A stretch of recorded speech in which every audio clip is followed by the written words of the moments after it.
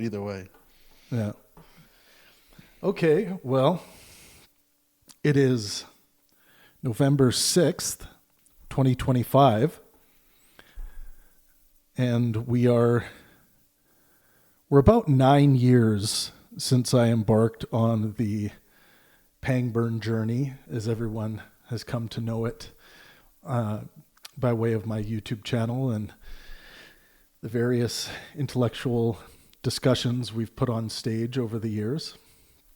A lot has happened and a lot has changed as we've continued this adventure.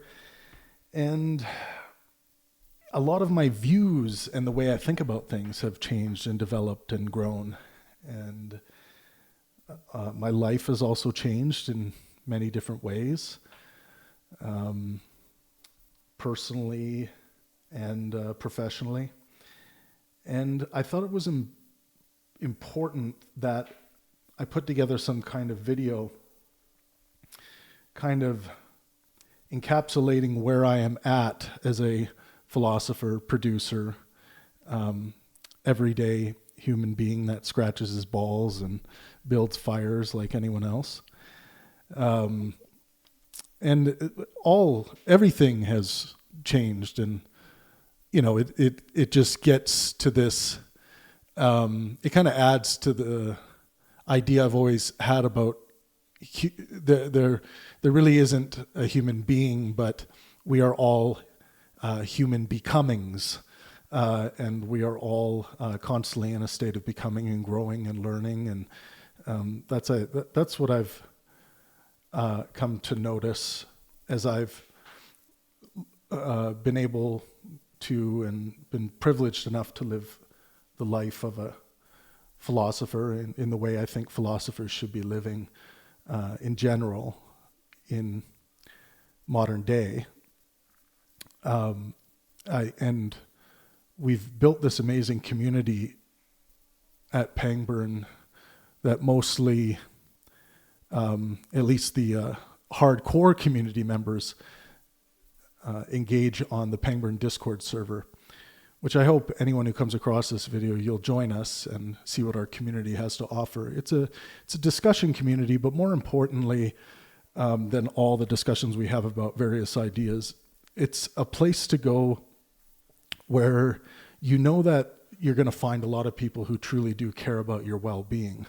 And you're going to hear me mention that concept and what I mean by that concept today a lot, and why I think it's important.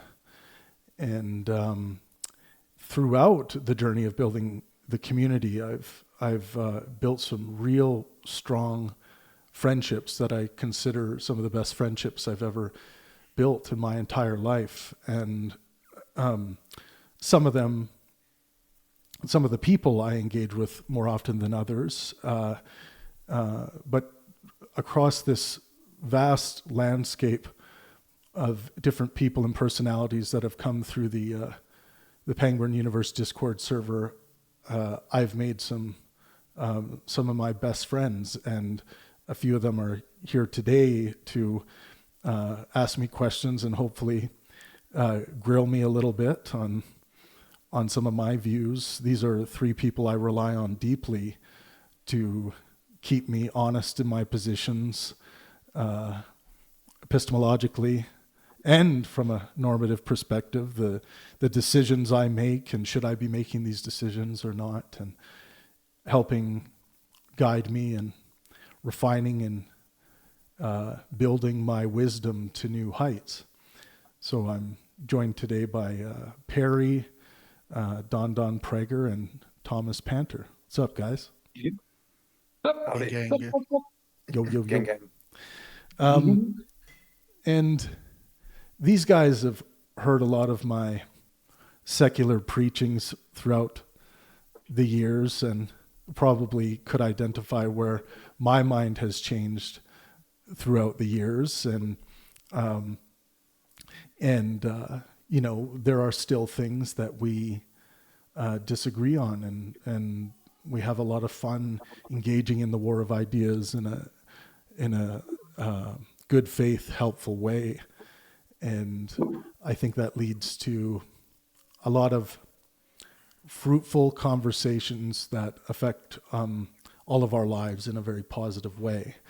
So hopefully you'll get a taste of that today. But this video primarily is to give you a sense of where I'm at philosophically. Maybe we'll get into some memories of where I may have changed, but primarily it's for when people come up to me at live events and you know, they come through the Discord server, they ask me, where can I go to hear your views on things? Because the Pangburn YouTube channel, for example, is dedicated mostly to the live intellectual discussions that we produce with people who are quite famous and have quite large audiences, who mainly come to our channel just to hear from those people that we work with. So I think we'll title this video something like the man behind Pangburn, something like that, and we'll make it easy to find on the channel. So anyone who ever checks on YouTube who is Travis Pangburn or anything like that, you can just come here, and then hopefully eventually you'll come to our Discord server and get to know me a little better. It's a bit of a side tangent, but while you're saying this, I've always thought you should have a separate channel where you share your thoughts. Your brand is named after your surname. I think it'd be fitting if you named this other channel just Travis or just Trav. I think we just share your ideas rather than Pangburn is your surname. So that's a question. Why did you choose your surname for the name of the channel? Why not? Why attach your name to it to begin with? I felt like it's a way to hold me accountable to what's being produced. There's no escaping it. It's easy to create a company like philosophyblog.com, and if something goes wrong or if something crashes, there's no reason that I need to have my name attached to it. I can just let the castle burn and crumble, and anyone who's inside goes with it, and then build a new castle, starting new social media accounts the next day. So I do feel like there is an accountability that I cannot escape in my surname being attached to what we do at Pangburn. That's one of the reasons. And another reason is I think this is proven to be the case, that there is something intriguing about the name, just from a pure branding and marketing perspective. It's a weird name. But people don't even know it's a name. They throughout the years, people have made comments like, what is a Pangburn? Like asking like, is it in reference to something? Is it like, even when people come up to me at live events still, they're like, oh, you're the guy behind Pangburn? Oh, and what's your name? And I'm like, Travis Pangburn. And they're like, oh, I didn't know that was a name. And then I get in a little bit about like the history of the name, like family crest and stuff like that. that. It was Pangburn in England, and when my ancestors came over to Canada, which I am Canadian, don't hold it against me, it got changed to Pangburn for some reason. I still don't know why it did. Pangburn.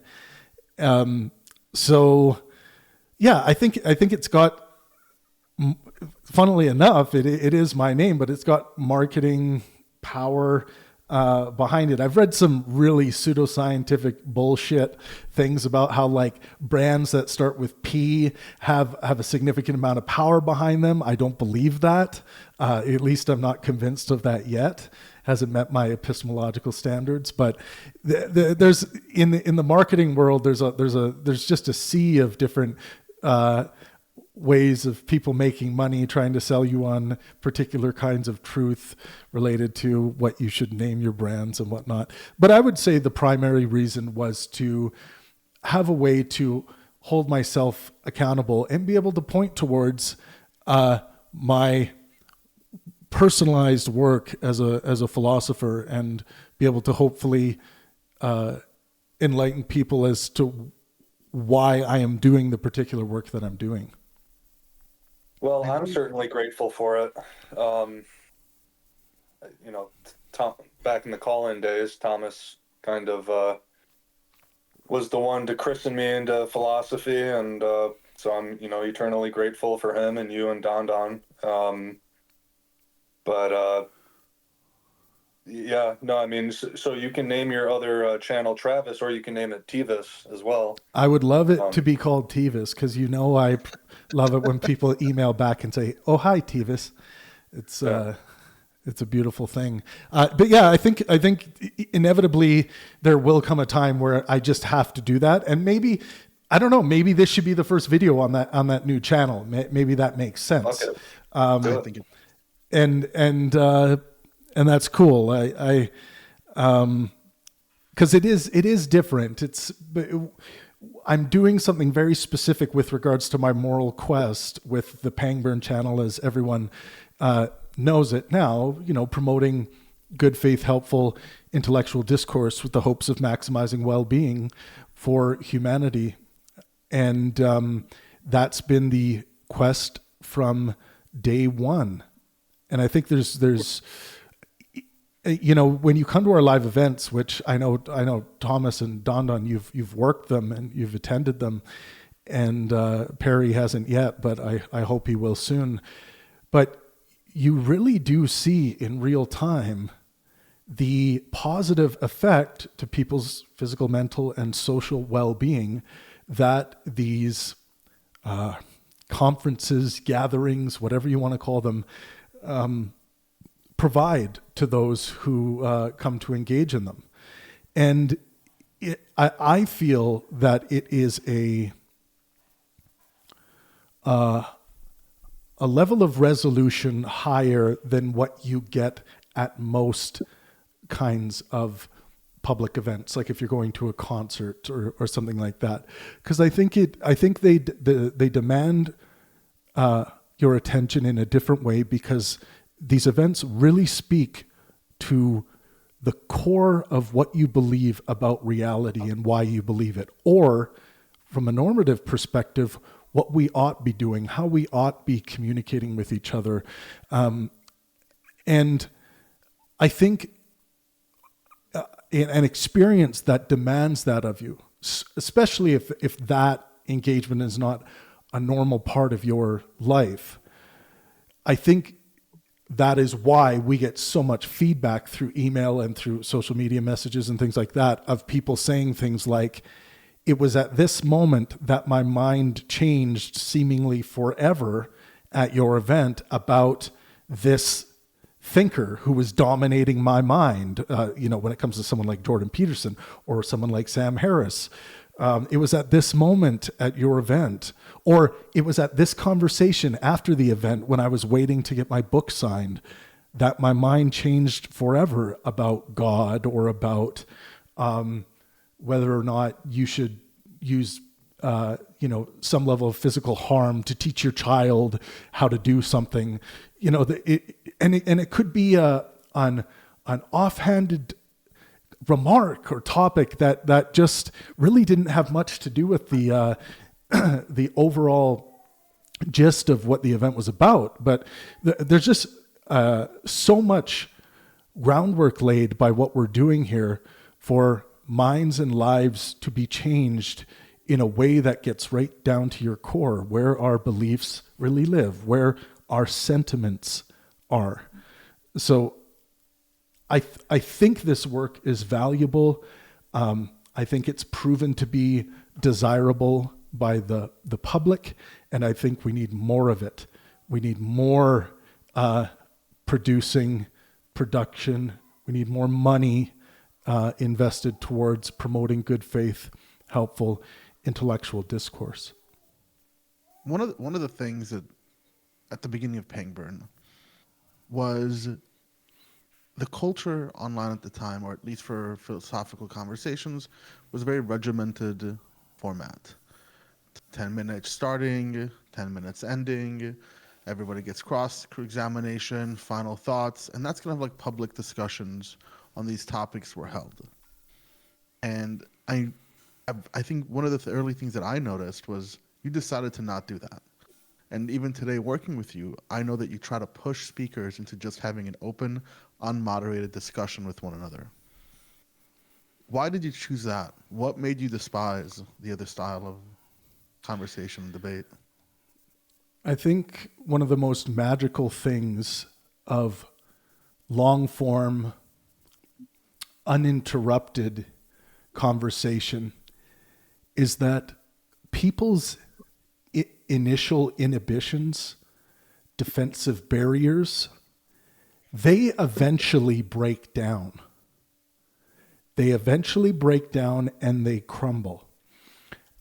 And we get more genuine access to the mind when that happens.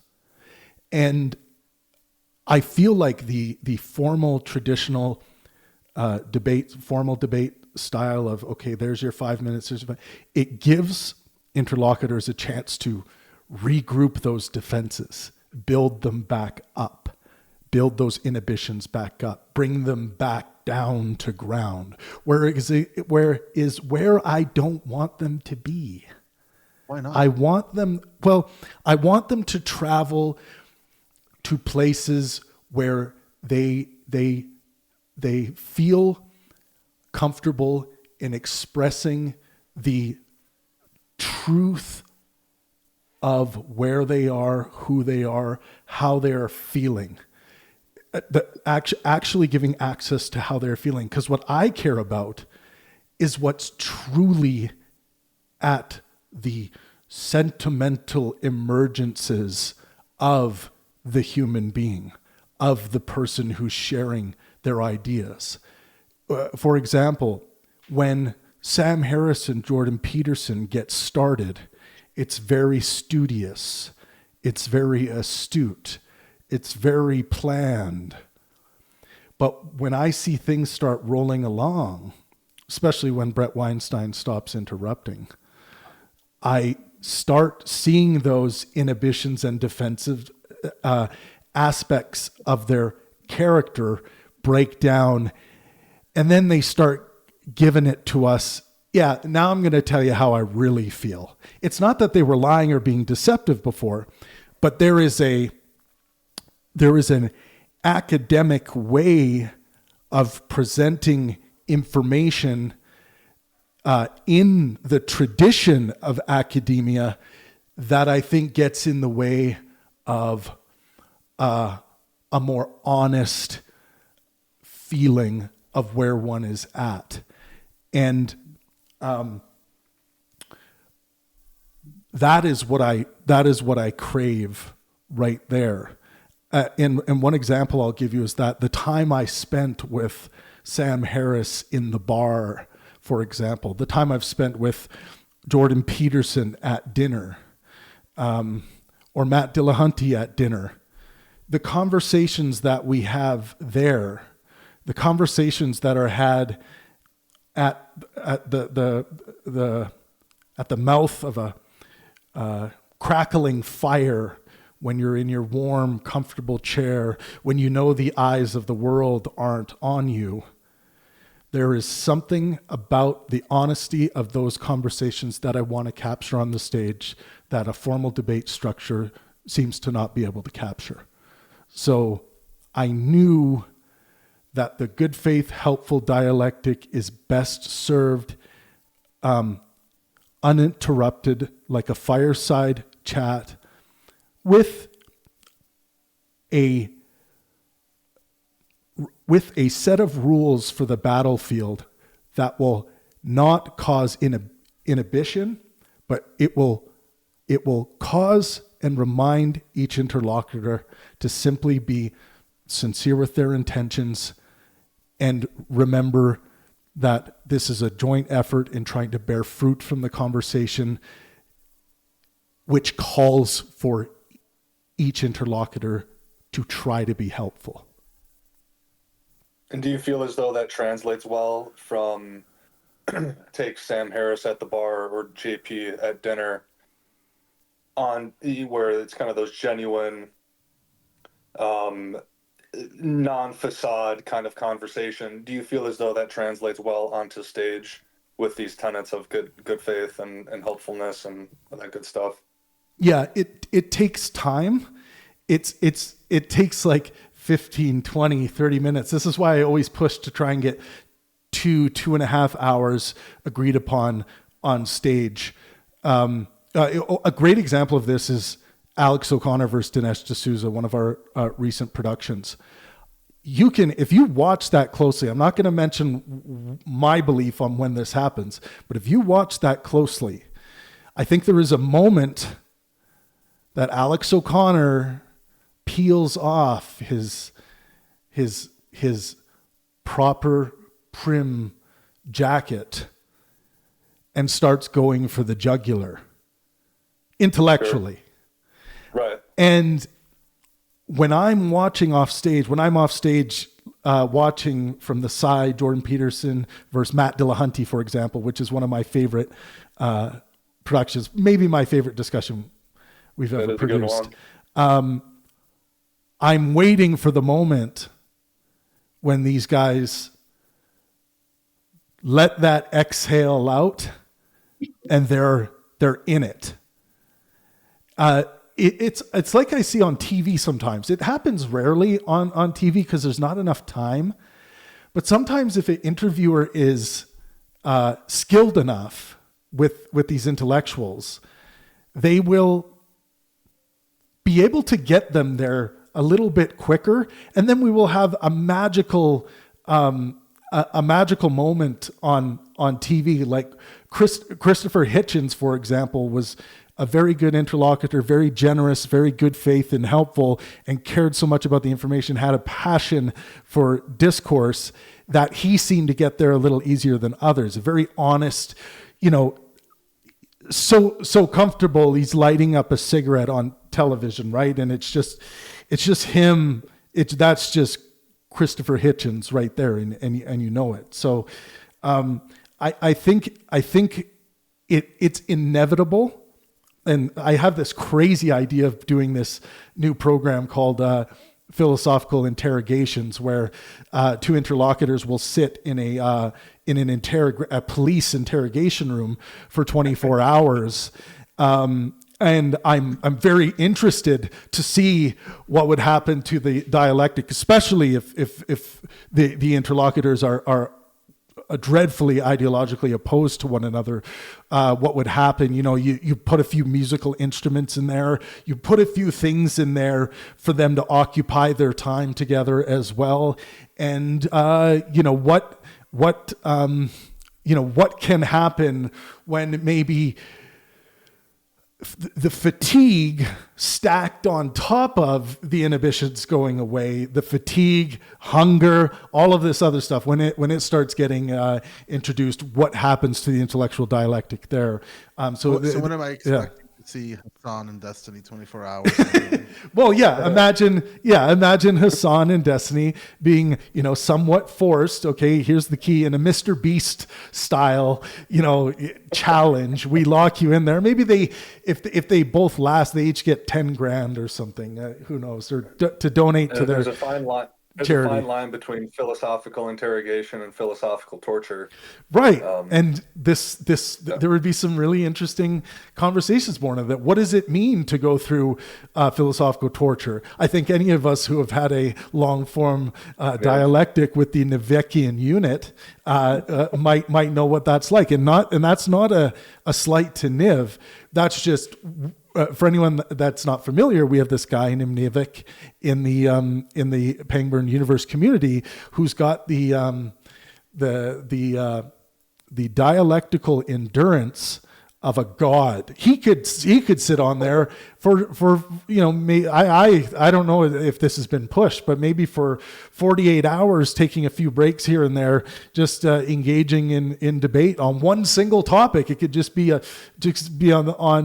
facts or logic or both, and he could go on forever. But what happens in those scenarios? There is something for me addictive about being in that. Like, I've been in those long form discussions before, and 6 hours go by and you don't want to get up to take a piss. Like you feel like you don't want to miss a friggin' moment of what's been going on because you're so locked into it. So there's something within that magic I want to capture on the stage.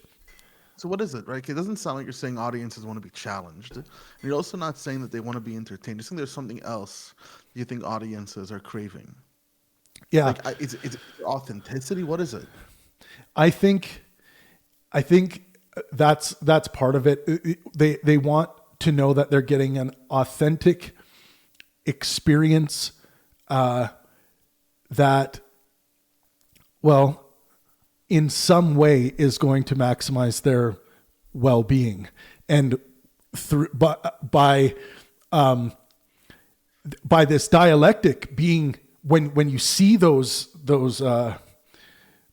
coats come off, the sleeves being rolled up, once we get to those moments, I think audiences feel like they are getting a real discussion, as if they were watching Sam Harris and Jordan Peterson at the bar duke it out while they're taking a sip of their desired drink, which in Jordan's case would be water, no lemon.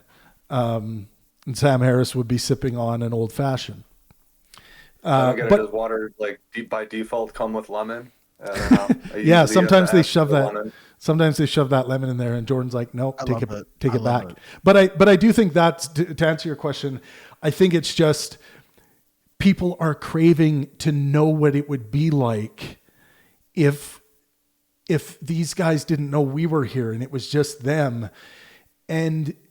But something important is lost when we go to the 1v1 podcast recording world. The fourth wall, as we call it in theater, the audience, the 3,000 minds there live with you to witness this, holding you accountable to every word, to every breath.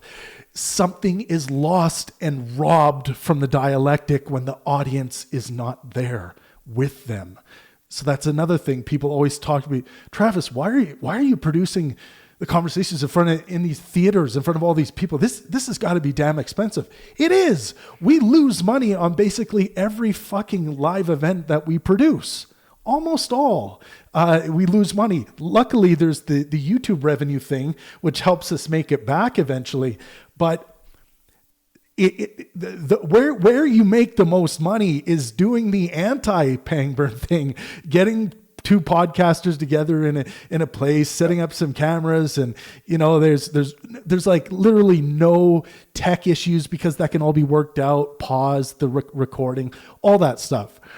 But that's the easy way to make money. But like I always say, what we're doing at Pangburn is not a way to make money. It's not a way to, maximize the potential of the YouTube algorithm or anything like that. From a pure dollars and cents perspective, what we're doing is retarded. But when it comes to my moral quest, which is to maximize well-being for myself and those around me, I feel like it is leagues more important than the Joe Rogan experience. So, yeah, go ahead, Perry. Well, yeah, I'll make it quick. My mind during all of this goes to Daryl Davis.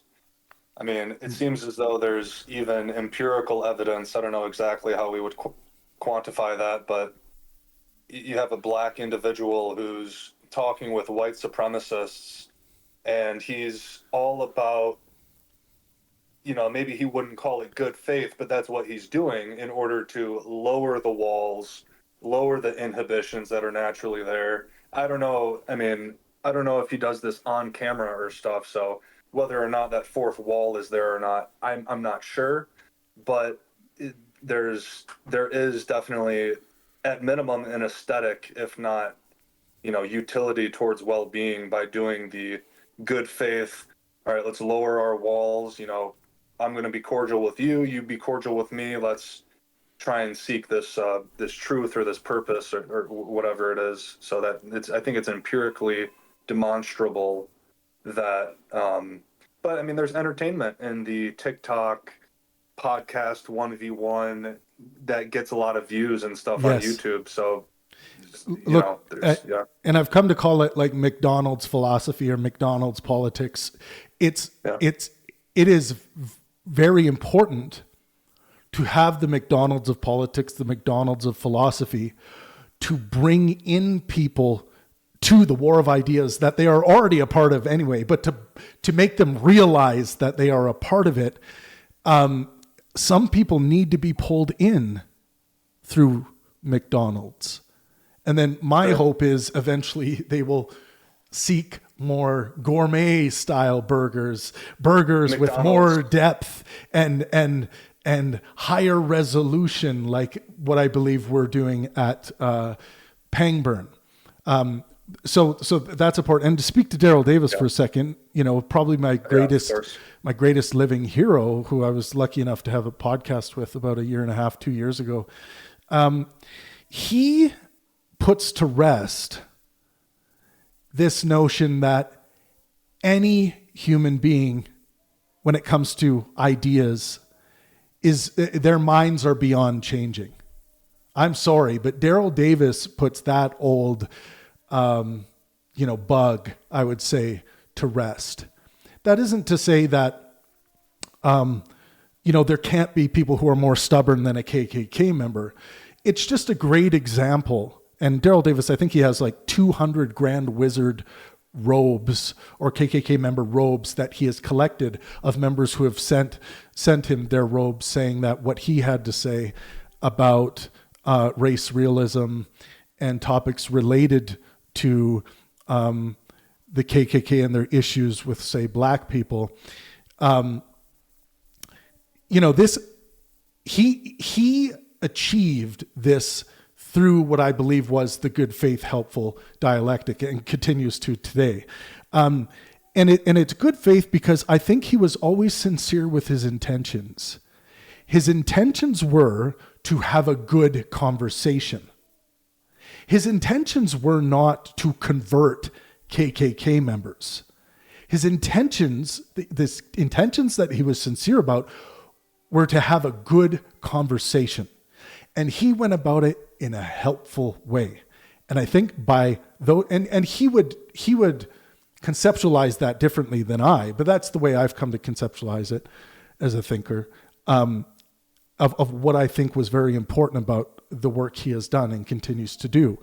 And I think by being able to bring sincere intentions to the table, so basically your interlocutor knows you're not bullshitting them, and making efforts to be helpful when it's so easy to be unhelpful, when our initial knee-jerk reaction is to want to be unhelpful in these situations because of the disagreeableness of it all. That alone can bring a different air or foundation to bearing fruit in a conversation that didn't exist before that. So, and one of the 6 Pangburn virtues I uphold is communication. Just communication itself, I view as a virtue, and then the corresponding maxim to go with that is that good faith and helpfulness are the minimum requirements for a fruitful dialectic. And that's what I truly believe to this day about how we ought to communicate with each other, not just in the realm of intellectualism, but with our sons, our daughters, our aunts, our uncles, our mothers, our fathers, any other member of our community. It should be good faith, helpful communication. Strangers, yes. So, I agree with you on all this stuff. But there's a bug in the back of my head, and that bug is the Pangburn comments from shorts, videos you make, where they'll see like Jordan Peterson destroyed, or Alex O'Connor dominates with insane, sometimes backwards demonize AI manipulated faces of these speakers. Yeah. Is that not McDonald's? That is so McDonald's. So it isn't going to be it's like when I say what we do here is not popular, I truly mean it. Even in the sense of like, most of the comments we read under our YouTube videos of our great discussions we've put on that I think are good faith and helpful. Most of the comments, the overwhelming amount of comments, just like most of the restaurants out there, are McDonald's. My hope is that the good faith and helpfulness will breed more people into the idea, or lead them to it, that there are higher resolution ways to comment and critique and to express our care about others' well-being. So it's very easy, again, for those reasons I mentioned before, because of the disagreeableness and how it makes us feel in that emotional knee-jerk reaction, to say, Dinesh D'Souza, oh, Dinesh D'Souza's a big fucking retard, or look at that stupid Indian, or something like that under the comments. Now, it's hard to get access to exactly why a person is writing that. Are they writing that, for comedic relief and lightheartedness, which we will talk about eventually, one of the Pangburn virtues? Like, are they writing it for that lightheartedness response, that expression of their comedic nature? Maybe they are. I would hope that they are not writing it in order to minimize well-being for those around them. I would hope that it's not coming from there. But if they are, then I would say this person is expressing the bad life in how they're acting or interacting. Are they trying to be a bully, for example? This would be something I would identify as enacting the bad life. So when we make top 10 Jordan Peterson word salad moment, we're selling McDonald's. Yes, I would say we are incorporating, Perry brought up the word entertainment. It is important for what we do when it comes to marketing the good faith helpful dialectic to use the juicy viral marketing elements of McDonald's as a way to hook people towards what we are doing. So in a sense, putting You're packaging a gourmet burger in a Happy Meals bag.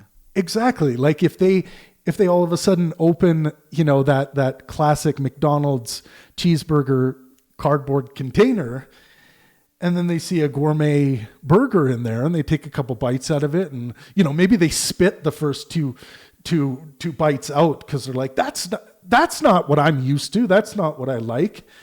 But then they have this taste in their mouth. Maybe they throw the burger out. But my hope is they have this newfound taste in their mouth after this experience, and that they might come back to explore that a bit more and see what about that was maybe somewhat attractive. Yeah. I'm sure there's a lot of people who try and wash that taste out with holy water, but yeah, go ahead. So you guys know what my favorite word is, right? Propedeutic.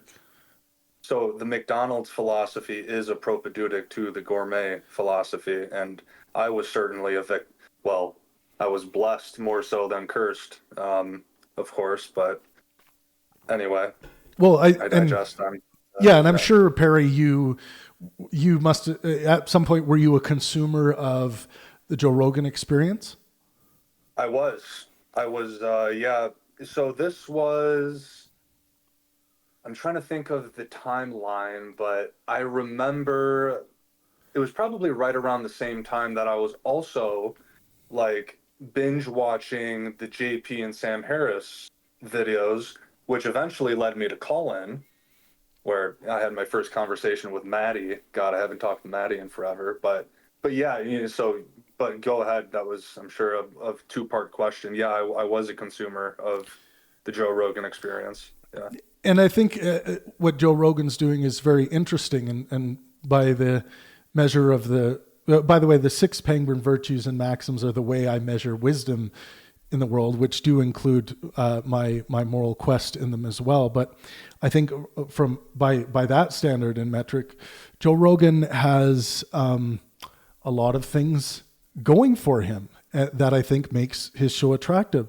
I still think that a lot of it, what comes from him, is McDonald's, very very attractive. Yeah. Oh, and he's a master of lightheartedness. He does present himself in a way that is quite fallible, which is very attractive. He doesn't necessarily give you the air of an individual who's a dogmatist. So we can nitpick at some of his ideas and be like, yeah, he can't move on from this particular idea, but we're all going to be wrong about things and have things that we're pretty stringent on. And he's a patient guy. He's inspired by art and science. So by the Pangburn virtues and maxims, he's got a lot going for him. So I think there is this air of wisdom in what he's doing. And when it comes to the communication, I think it is good faith, helpful communication that's going on in his show. So he's got a lot of good things going for him, but it's kind of an interesting bridge. This is why I always call Joe Rogan a bridge from like the McDonald's philosophy, kind of leading people over to something more high resolution, because he's having brilliant people like Brian Greene, Roman Sapolsky, Lawrence Krauss, Richard Dawkins, all of these people on, and he's kind of playing the role, which he is. I don't think he's playing it. I think he is the McDonald's philosopher, and he's leading people to these interesting people who are very accomplished academics. So I think that's one of the reasons why he is so, his show has become so popular. He's not the first celebrity to try and do the podcast thing and have smart people on, but he is the most successful, I would say. And it's important for people to look at and try to, I think, understand why. To simply, take someone like Joe Rogan and say, oh, he's an idiot when it comes to like archaeology or whatever, and dismiss him altogether, demonizing him for that very reason, and not pay attention to all of these other important measures would be an unwise error, I would say. Before we get into the rest of your philosophy, because I feel like that's a natural shift in the conversation, I want to quickly ask, we talk about change and development. Pangburn really began around science and the God discussion. Those were the two big beginnings. And from a celebration of science and reason tour today to creating an anti-RFK, anti-Trump tour, where does this development come from? How did you go from atheism and science tour celebrating reason to anti-Trump and anti-RFK? Well, funnily enough, when we started in 2016, Trump had just gotten elected, or was about to be elected. I think like it was around that time. So when I brought Richard Dawkins and Matt Dillahunty together for the first time, I think, when do you usually get election results in the United States? January, I think. Yeah, I think it was just before Trump was. That's the inauguration, end of November. But I think Trump, being the front runner and seeing what could happen, there was something in that, funnily enough, inspired me to want to start celebrating science and reason. And one of the ways to do that, one of my key interests, philosophical interests, would be the kind of extinguishing the anti-science related to belief in God and how some people practice their religion. So I would say that when my first big production, bringing Richard Dawkins and Matt Dillahunty together, was definitely inspired by the anti-scientific direction I saw the United States heading.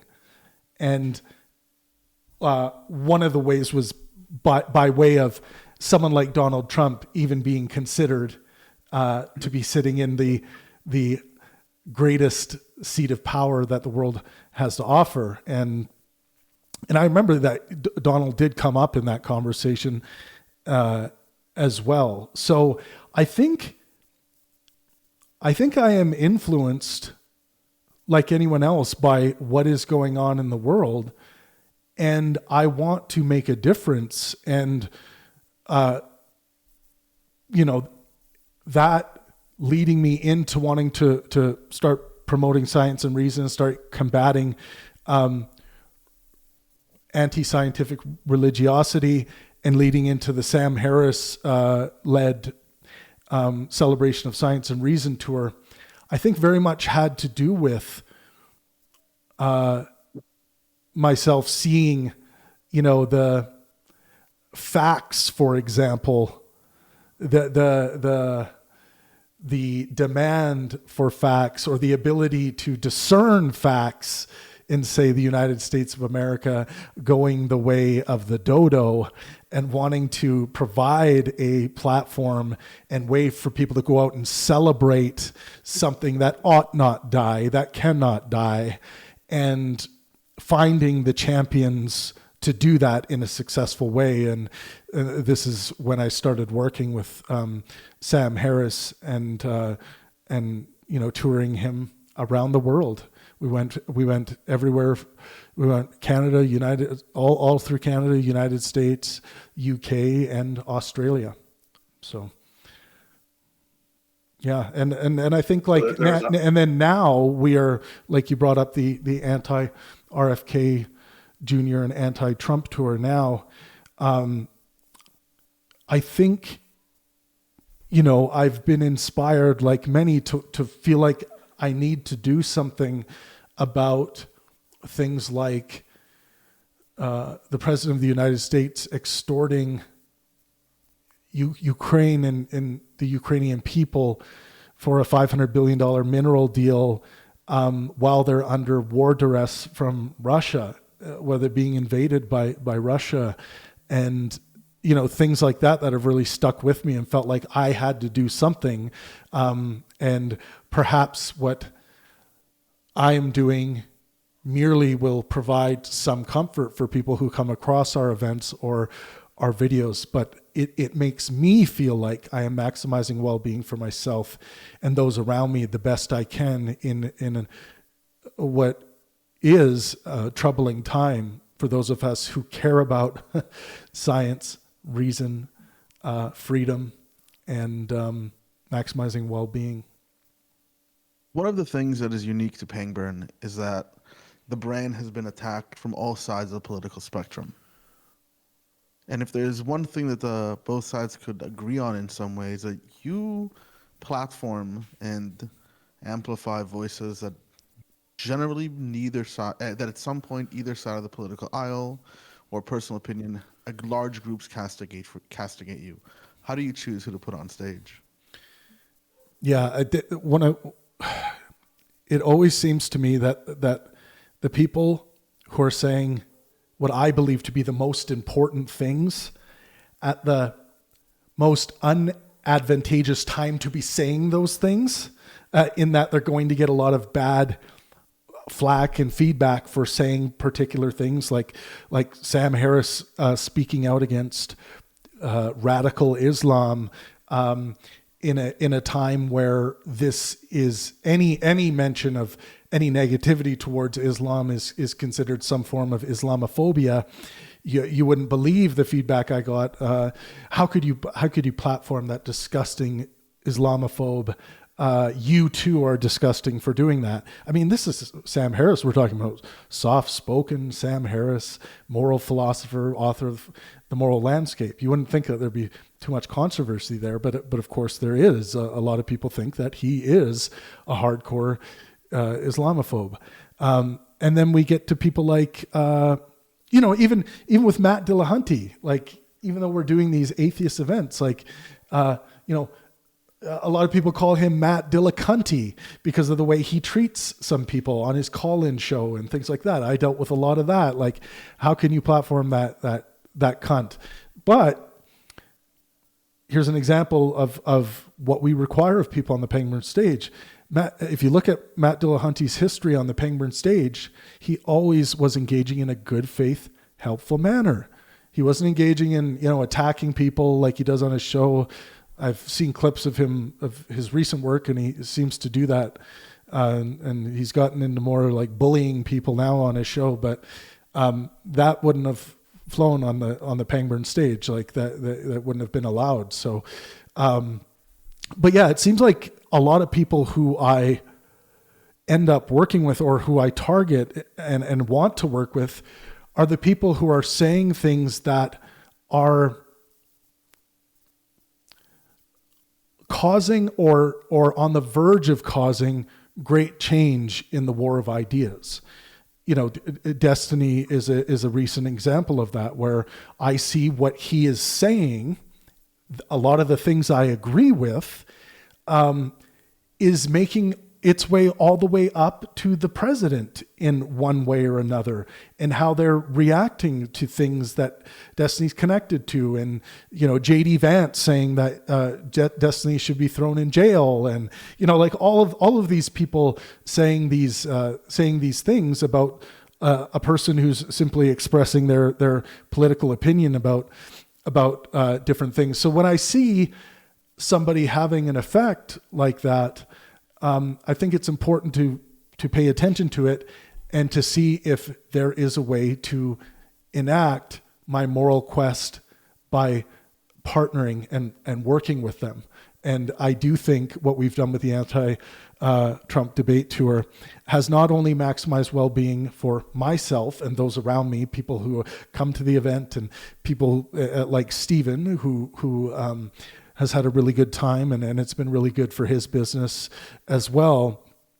But for the dialectics themselves, and for those who are Trump supporters who have shown up to engage in the good faith, helpful dialectic, I think we are giving an example, a good example, an example of the good life of how people should be engaging in conversation when it comes to anything, but in this specific case, contentious issues. So I had a question, and I was thinking about maybe saving it a little bit later, but you mentioned the war of ideas. So I hesitate asking this because, one, I think I know what your answer is going to be, but let's go for it. So let's assume that everyone is good faith and helpful and meets all of the bare minimum requirements. Should everyone participate on the battlefield in the war of ideas? I think everyone is participating on the battlefield, whether they like to believe it or not. When I think about the war of ideas, I think of parents engaging with their difficult teenager at home. It might be an ideological difference. Maybe their teenager is now an atheist and they're supposed to be a Christian, or whatever people think. I think at some level, everyone's on the battlefield. You can't escape it. Our genetics are tuned towards communal engagement. We are communal creatures, mammals. We cannot remove ourselves from society, from the social circumstance we find ourselves in. So, yeah, I don't think anyone can exclude themselves from the war of ideas. Now, in saying that, Sure. There are caveats we could point to say the individual who is is in a vegetative state in the hospital they're not engaging in the war of ideas, the battlefield of ideas, because their cognition and their physical state can't allow it. So there are examples, but I think that everyone really is, and You know what this really gets to is one of the most important things I think a government can implement. This is maybe my Plato's Republic aside here. I know how fond Communist. I know how You're a fond Marxist. Perry is of Plato. I'm sure we all are at some level. But If we're conscious, we are. yeah, but what ought we do about this phenomena that I think is true, that we are all on this battlefield somewhere. We might be far in the corner of the battlefield in a very quiet spot, very peaceful spot, but I think we're on this battlefield. So what do we do? Well, Educate. I think we need to, yeah, you nailed it. So if we need to educate, and like Daryl Davis will say, almost all of the issues he could ever imagine within the human condition all boils down to trying to cure ignorance. So how do we do that? We do that through education. And so I truly believe that governments ought have and ought establish a branch of philosophy. And what the branch of philosophy, the sole purpose of it is to promote good faith, helpful conversations within the community about the ideas that mean the most to people. And create incentive programs for this to become just part of your culture. Think of where we would be in this world when it comes to so many issues that, let's say, the issues that terrify us. Things like school shooters.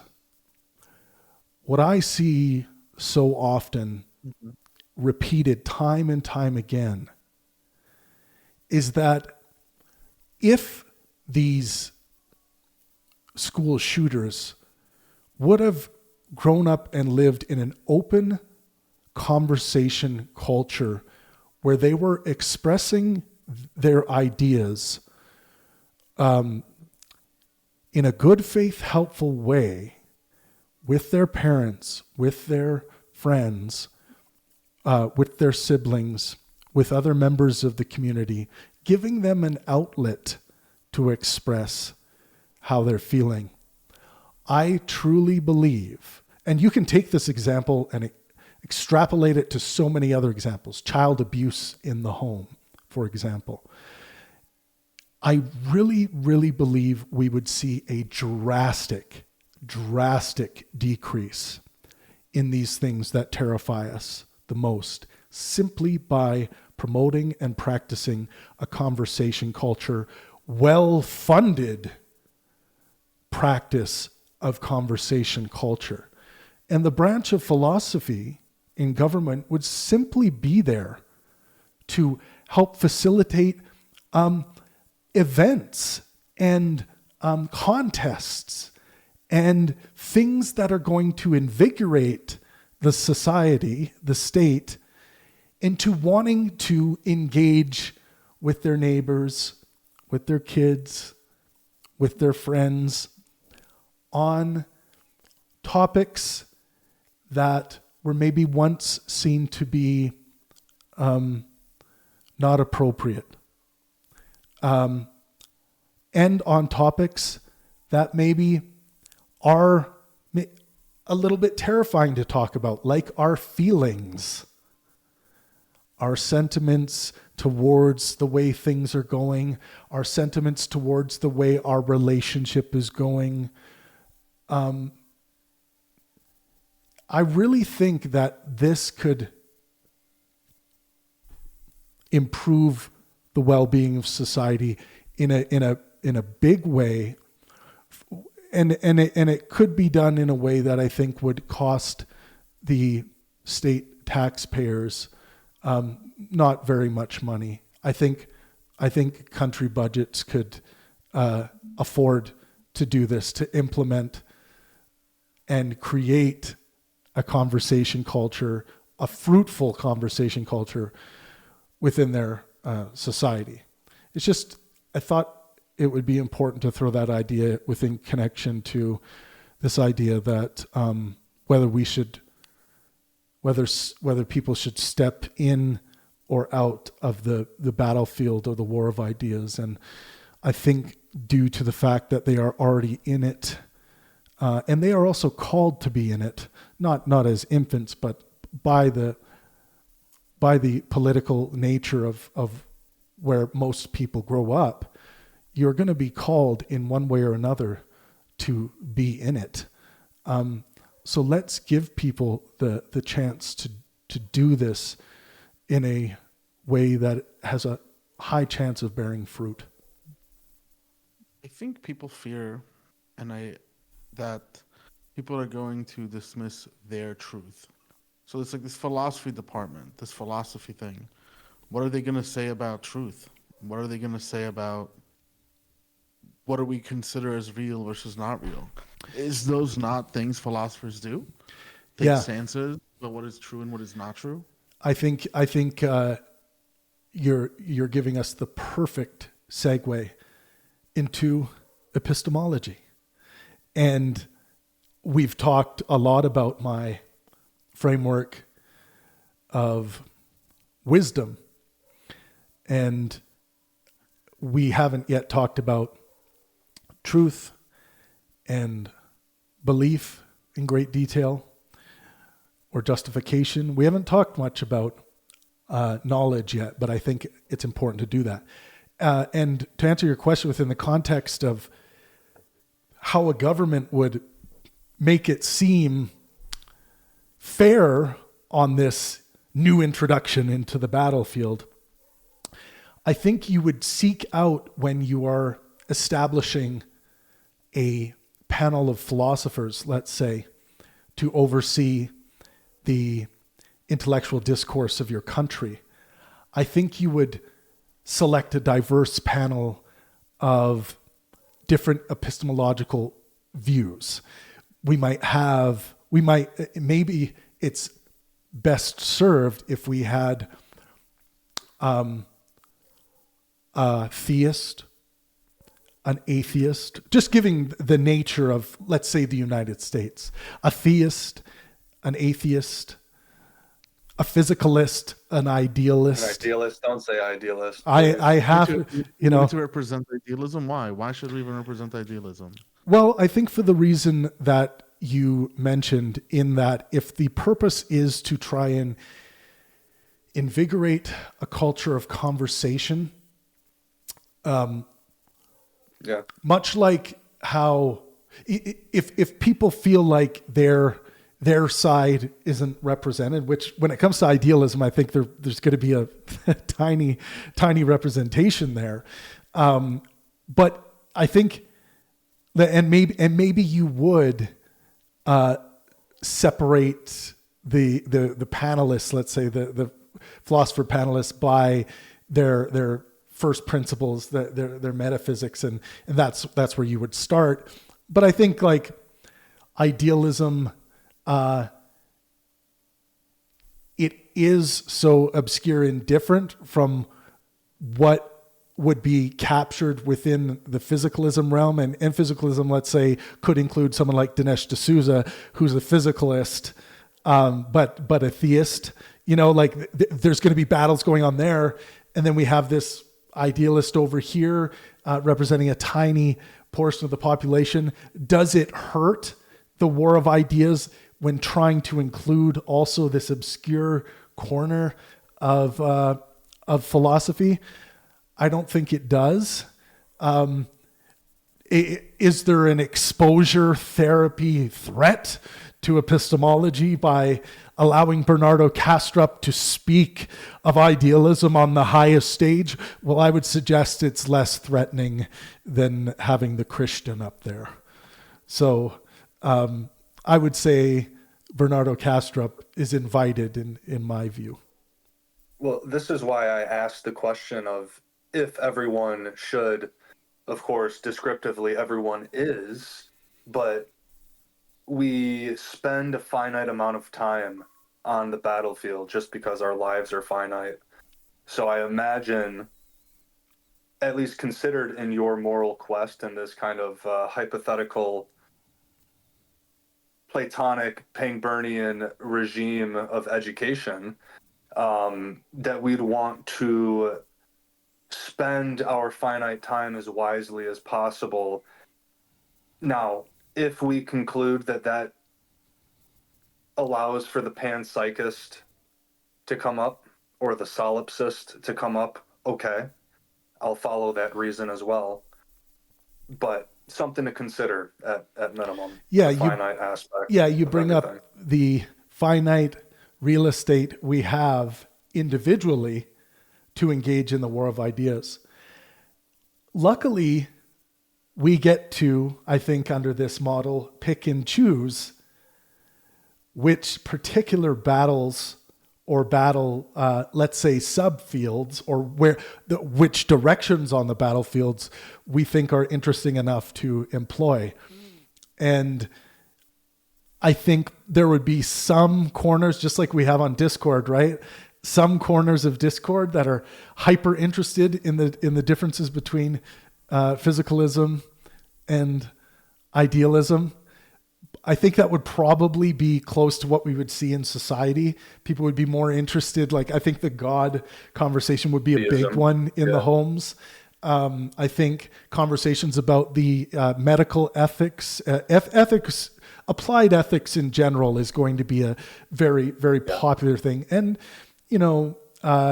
metaphysical issues, first principle issues.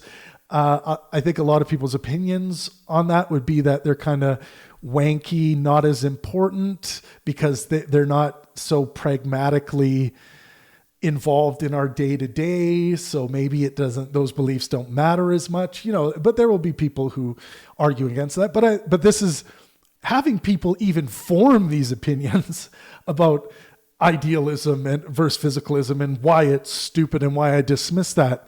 I think that is an incredible upgrade to the intelligentsia of the country.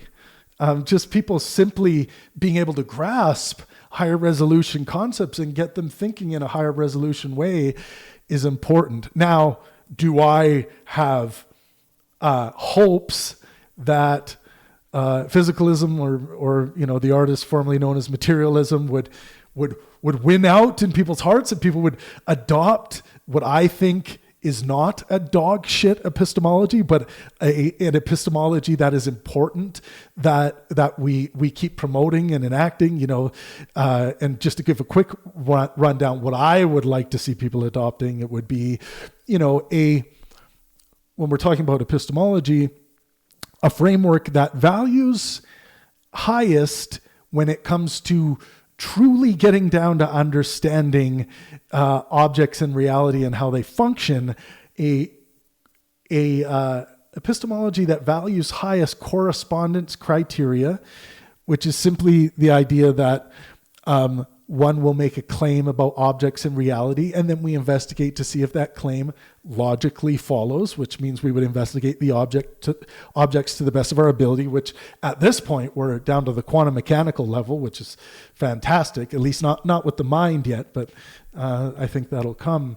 So, but also understanding that we are all engaging in a custom criteria of truth when we look at the totality of our lives and how we simply just believe that it's true that our wife went to the grocery store simply because she brought groceries in the door.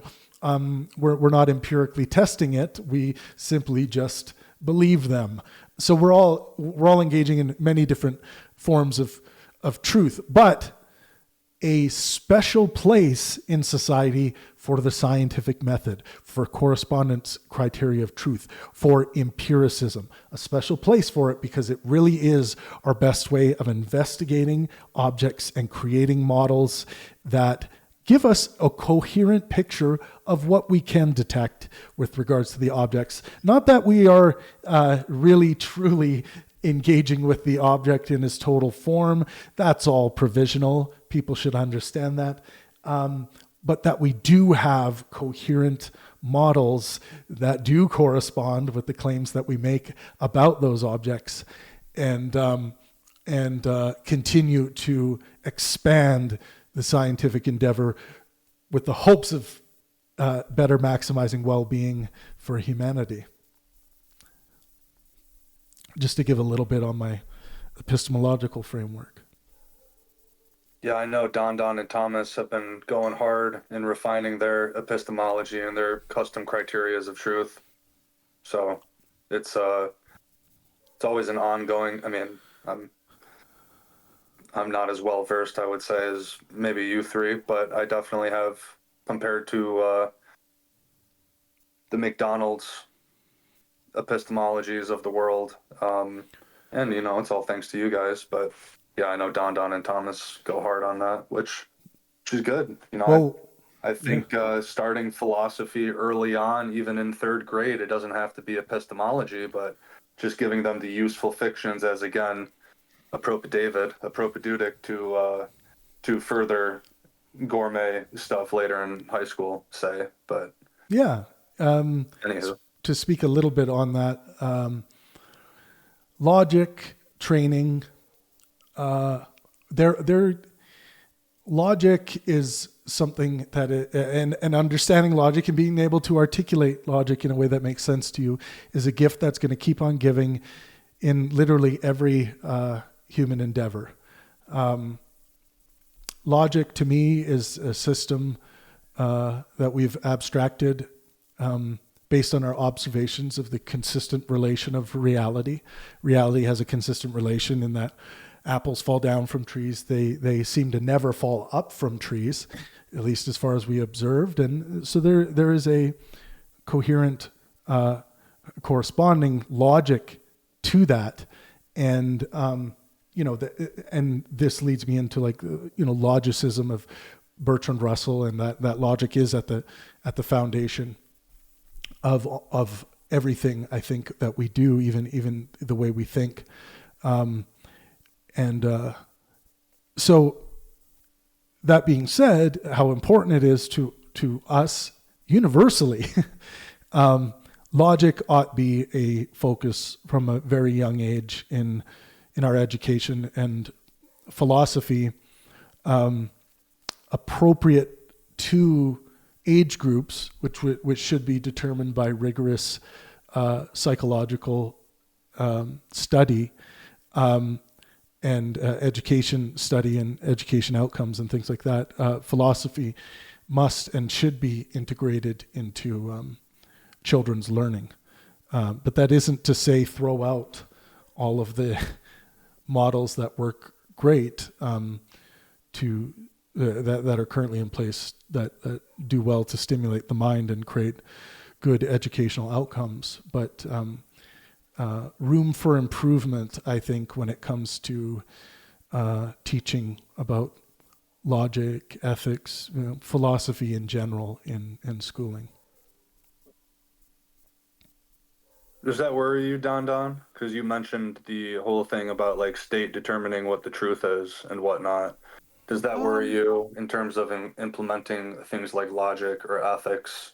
No, because those are methods. They're not conclusions. Like you already learned methods like algebra, critical thinking, right? Analytic, like for example, analysis or cause and like linear chronological thinking in history. That's already teaching someone how to think about the world. Gotcha. Right. Not what to think, so or how to go about thinking. So that doesn't worry me. Right. But talking about government and state, where do you stand on that, Travis? I think a lot of people, especially in today's day and age, debate things between authoritarian governments, dictatorships, democracies. How much democracy, representative democracy? What does it for you means to a state worth living in? A state, even if it is a state, where do you stand economically? Do you believe in like a market economy? Do you believe in a command economy? Representative democracy is inspiring to me from a well-being perspective. I think people want to be involved in the big decisions, like who we're going to elect, who's going to be running things, not only at the, let's say in the United States example, at the federal level, but at the state level, and even maybe more important to people at the communal level. so I am a big fan of representative democracy. The how it brings people together, at least in the sense of we all understand and know that we have the power with our vote to throw our lot in to make change in a direction that we think is positive. So I'm a big fan of representative democracy. I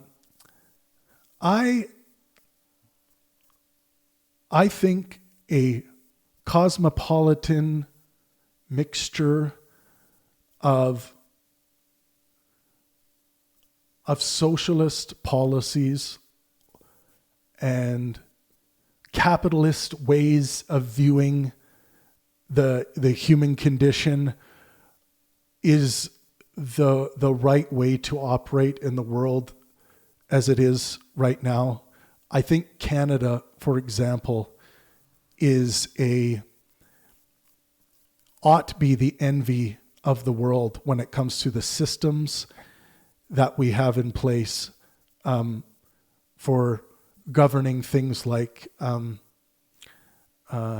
economic differences in society. One of the greatest tragedies in the West, and actually probably worldwide, would be seeing a country like the United States, with how rich it is, not be able to provide a universal health care for all of its citizens.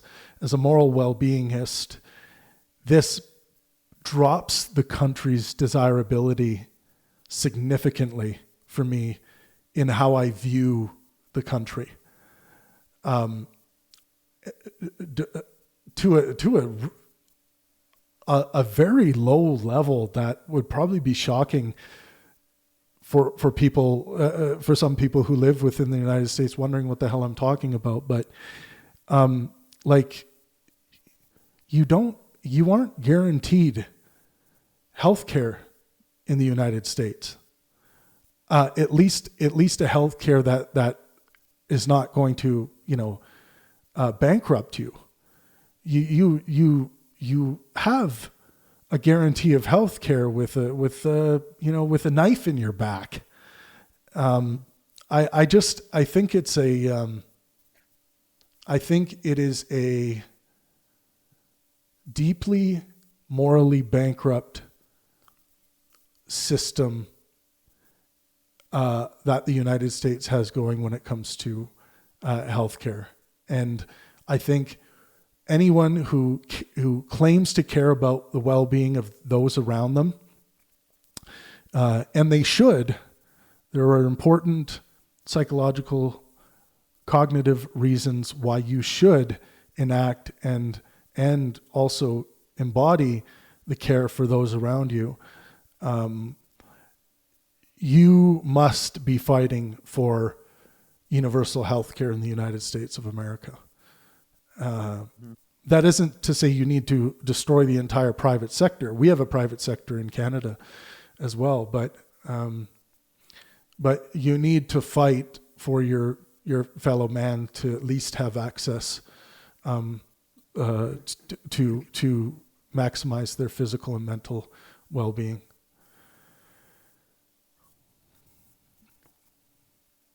What do you think about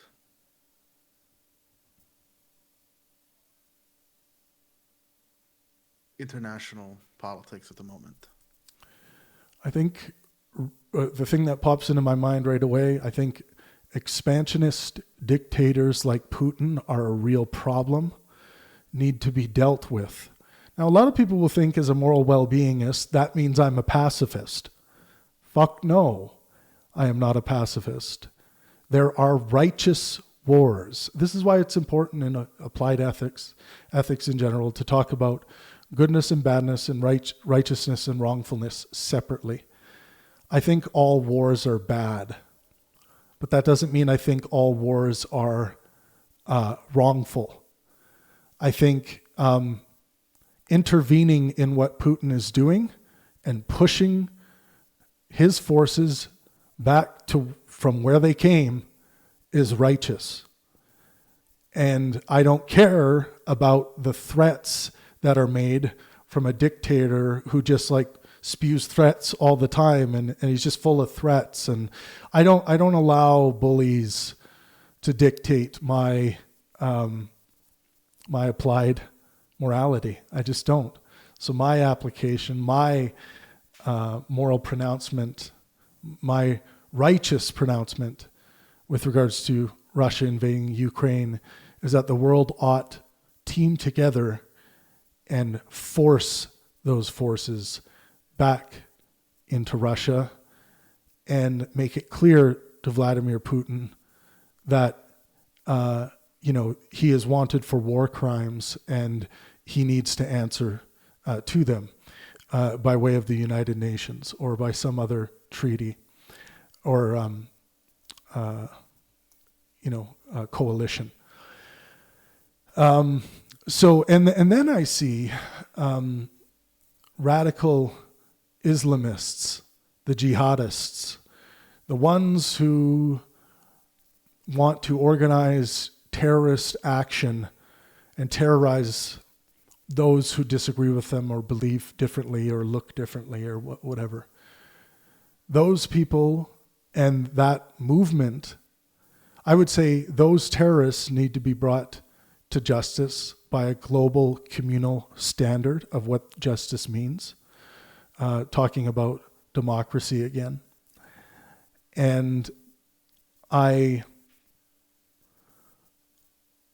that violence towards them, towards those who have carried out murder and slaughter of innocent people, violence towards them is righteous. It's not good, but it's righteous. So there is a place for violence as a retaliation in the world today. And it must be treated, those decisions must be treated with the utmost patience, care, fallibilism, inspiration, high resolution epistemology, all of those things. These decisions must be made with great importance. But radical Islam, the expansionist dictators like Putin, what's happening in Sudan with the massacres right now of just tens of thousands of people. I think it's probably hundreds of thousands at this point, being slaughtered, innocent people. Those doing the slaughtering must be brought to justice in the very same way. Other terrorists ought be brought to justice. And now that's that's outlining some of the negative things around the world. But the more positive things I see, the world is becoming more accepting generally of a cosmopolitan, multicultural world, accepting of other cultures and cultural practices. Even if there are certain practices or traditions you don't agree with, but they're not harming themselves or others, and they're not breaking any laws. They're just things you don't like. That's fine. There are going to be things that you don't like, maybe within your own culture or within other cultures. But I do like seeing a world that is becoming much more accepting, open, and enthusiastic about a cosmopolitan kind of an open world.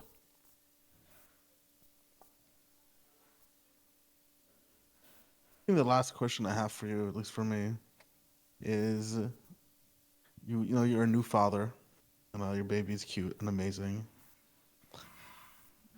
What would you if he could watch this video in 15 years? What would you want to tell him? Hey, Aegean, by the way. Yeah. What's up, Aegean? I would like to remind him to be fallible, and that certainty is almost certainly unattainable. So by those standards, remember that your beliefs, whether you believe it or not, are actually provisional. You can have your mind changed on anything. And we ought celebrate and uphold that as a virtue, also as a reminder of our nature. I would also like to remind him to maximize well-being for yourself and those around you. And by well-being, I mean physical, mental, and social health. That is the moral quest I believe we should all at least be on. When you're in any instance in your life, think about the well-being of others and your own. Don't forget about your own well-being. I would also remind him to be patient.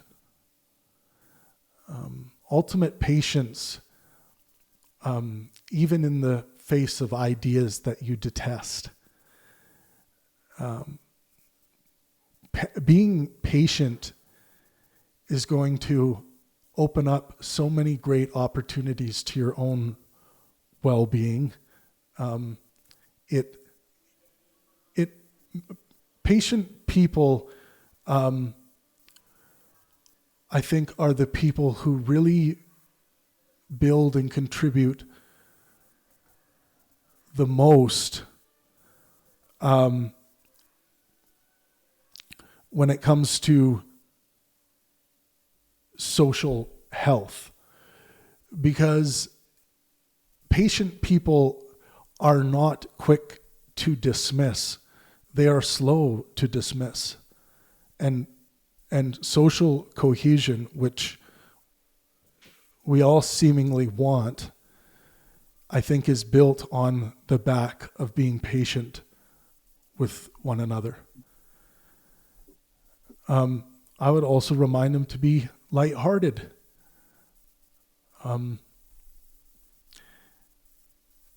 Refine and express your sense of humor. Don't be afraid to make jokes and laugh at things in the world. Everything you believe, take it lightheartedly. Your beliefs are going to change. And if we have a lighthearted relationship with our beliefs, and almost all instances in life,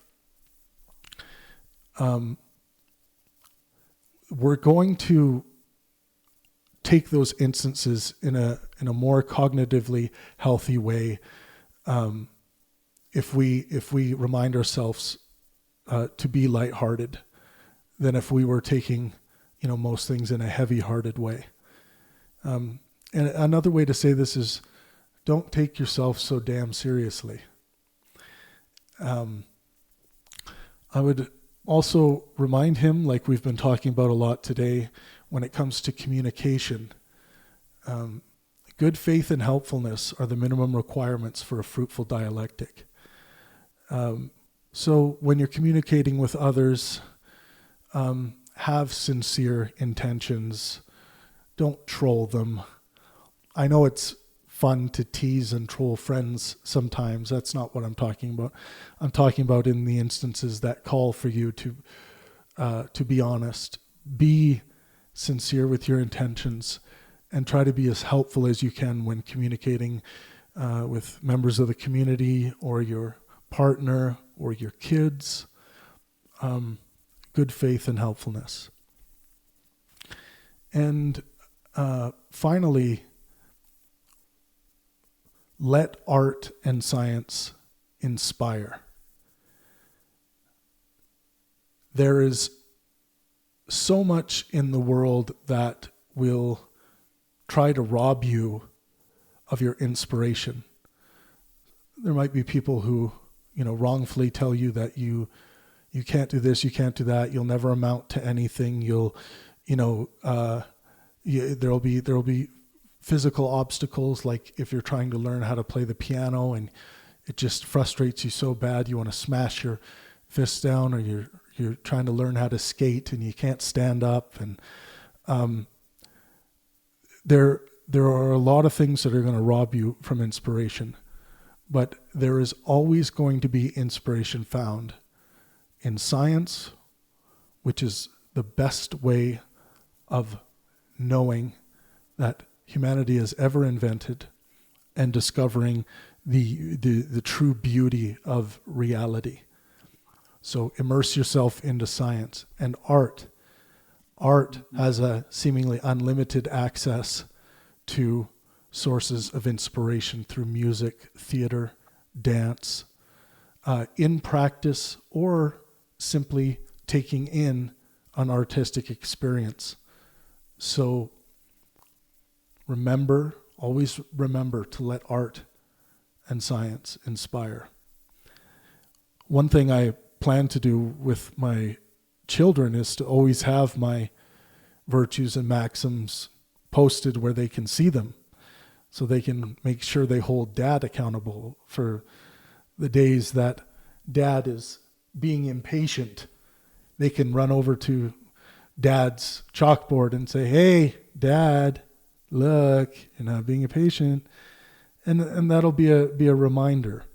I want to learn how to be better through my children as well. I plan to learn a lot from them, and hopefully I'll teach them some useful things along the way as well. But then you can just go, "Oh, well, I'm fallible, so." Yeah, then I have a perfect out. Yeah, no, see that, son? I'm fallible. I'm sorry I messed your life up. I'm just a fallible ape. Oh, yes. Yep. That's true. I feel like I've said that so many times, like in the past 3 years, just the fallible ape, those two words next to each other, I've said so many times. That is actually, to add a little heavy-heartedness to what was just said, all of these virtues and maxims, you can pervert them. We can pervert any ideology or any good idea we have, and they can become extreme, useless to our moral quests or our higher purposes. So it's important to keep ourselves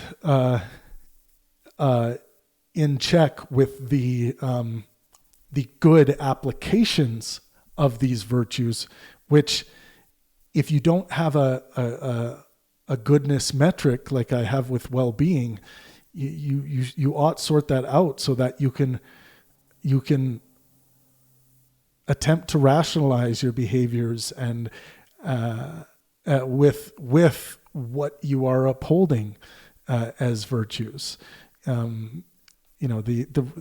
The rational enterprise is going to lead you to being more wise by your own standards, so long as you understand what your standards are, or what your purposes are. Tommy boy, we haven't heard from you. I'm just chilling, bud. Listening. I'm enjoying it. Did you have any questions? Well, I mean, I don't know crap about politics, but Dandan covered a lot of what I would have asked you in general. I don't know, man. I don't know. I'm so sorry. I have a Thomas question for you. All right. What is Travisness? What is the way in which that you love the world? How does a person know that you love them?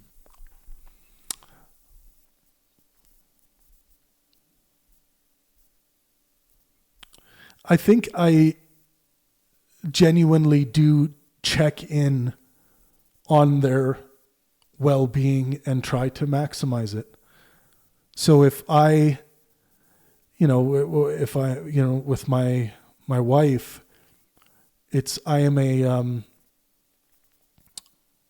deeply interested interpreter and observer of her physical, mental, and social well-being. And I do what I can to improve those things through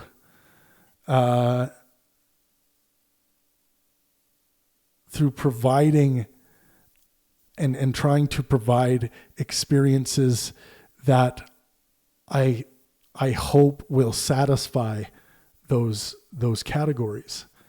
And that seems like a hyper analytic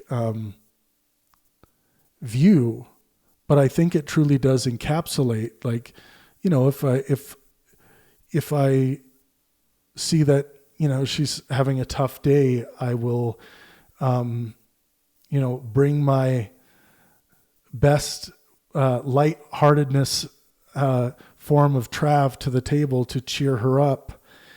I will provide her with the food that will give her the highest chance to have a positive cognitive feedback by way of her physical and mental health. Other physical things I provide to her. But yeah, sharing my world, the full aspect of my world, my body, my mind, with a person, you know, that I love, and truly making that a priority. I find it very easy for myself to, like when we have a big event coming up or something like that, because of the magnitude, because of how much is on the line financially and otherwise, for me to put these things as top priorities. But my moral quest always is there to remind me that these things are never the top priority. The well-being of myself and those around me are always the top priority. And I will say also, like, when I say those around me, that can be a little bit confusing. When I'm producing a live event, for example, those around me will include those who are speaking at the event, or those who are buying tickets to the event, those who are affected by the event in literally any way. I still hope to maximize their well-being. I feel the same way about Donald Trump. When I'm promoting the anti-Trump debate tour, I am hoping to maximize his physical, mental, and social well-being through my actions. It may not be in a way that he agrees if he was ever to come across these events, but it would be in a way that I think is good. So yeah, I think I think Travisness really can be summarized by looking at the 6 Pangburn virtues and corresponding maxims. Yeah.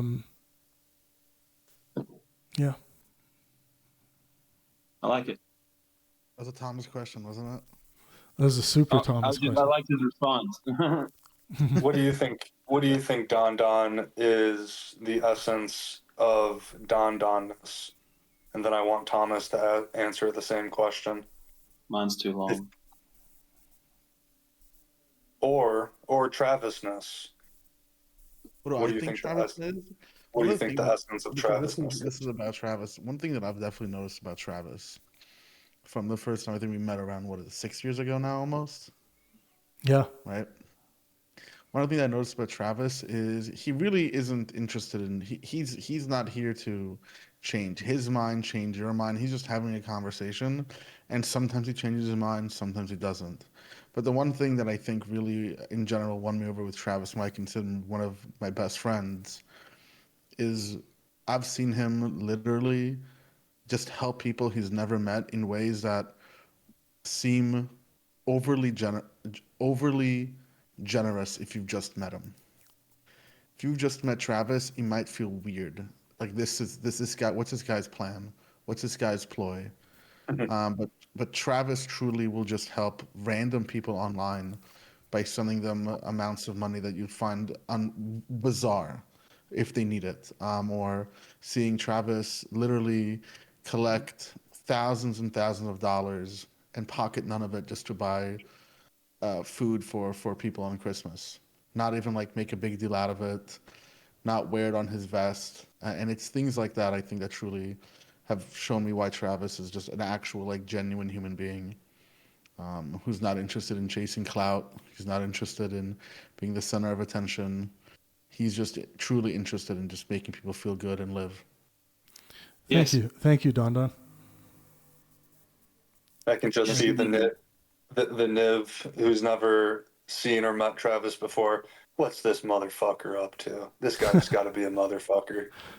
Yeah. No, I'd say I have a much less hyper analytic, at least compared to your interpretation, Trav.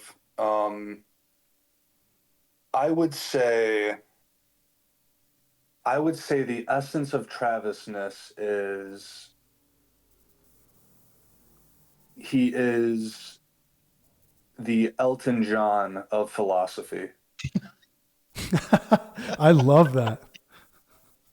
For those who don't know, Travis is obsessed with Elton John in a way that is not unhealthy, but very like I've been collecting D&D characters in my apartment for the last 12 years, and I forgot I had a wife and kids. I mean, Travis was saying that he was having dreams of playing on stage with Elton, so yeah, you can definitely find that fine line between That's obsessive, true. That is a reoccurring dream. Yeah. That's cool. I appreciate that. And like just coming from my entertainment and music and theater background, that I think that's actually a really good, I think it's pretty on par. I think that's a pretty good way to sum up what I'm trying to do as a philosopher is, I'm just trying to, unite people under a well-being umbrella with my version of great works, and I think that's somewhat close to what Elton John has tried to do with his work. And yeah, he's a hero of mine. So thank you, Perry. I appreciate that. And thank you to all three of you. I gave Thomas my own thanks the other day. I mean, you guys could hate me at some point and just completely alienate me, and I would still feel the just unfettered gratitude that I have. So I appreciate you guys. Thank you, bud. You too, Perry. Anything else to add, Thomas? Love first. Love first. Yep. Start from there. You usually do pretty good. Cool. Well, I think we covered a lot today, and we'll put this video out and see if people are interested and respond to it. And if so, maybe we'll do a few more of these, and we can have more general roundtable conversations about some ideas. I think that would be fun. Mm-hmm. Super. I could Would love have... it. Yes, sir. Correct, sir. Correct, sir. No, it's Thomas's thing. Okay. Well, and anyone who comes across this, please come and join us on the Pangburn Universe Discord server.